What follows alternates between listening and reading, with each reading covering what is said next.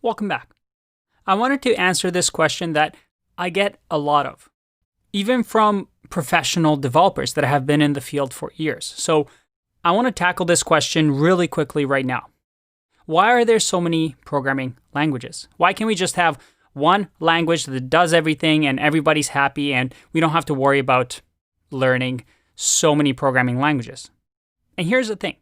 In your career, you don't need to know 5, 10, 8 languages. No, you can be a really successful developer, programmer, with just one language, just finding that speciality of yours. And programming languages like Python, Java, and JavaScript offer a lot of opportunities where you don't need to learn another language. But why are there so many languages?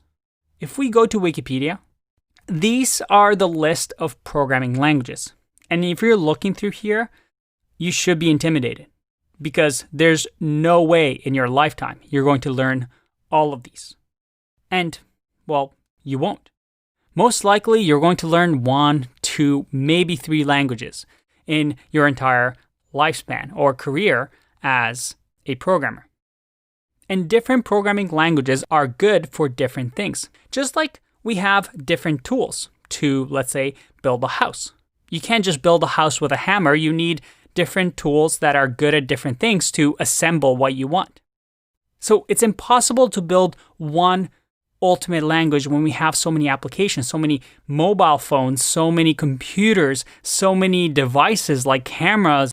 So you have low-level languages that we've talked about, like assembly code or C. And then we have higher-level languages like Python and JavaScript. Now, here's the thing. Python is usually slower than languages like C++ or C# or even Java. And we don't need to get into technical details here, but I do want to tell you about a trade-off. You see, you don't really want to write Python code for low-level systems and hardware interactions. If you're taking this course, well, you're probably not even interested in that field. You see, Python, although slower than some languages, is good at one thing and does this really, really well. That is developer productivity.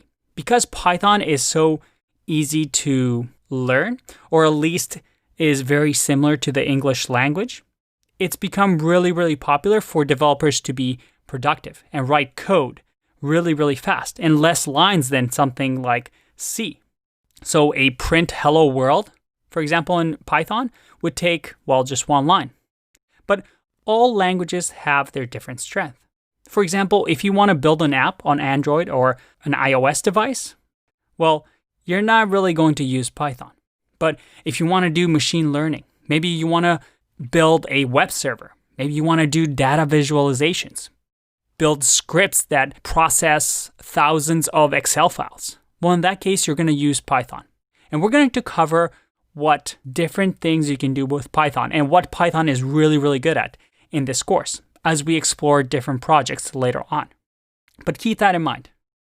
The reason there's so many programming languages is that every programming language excels at some things and, well, doesn't do so well at others.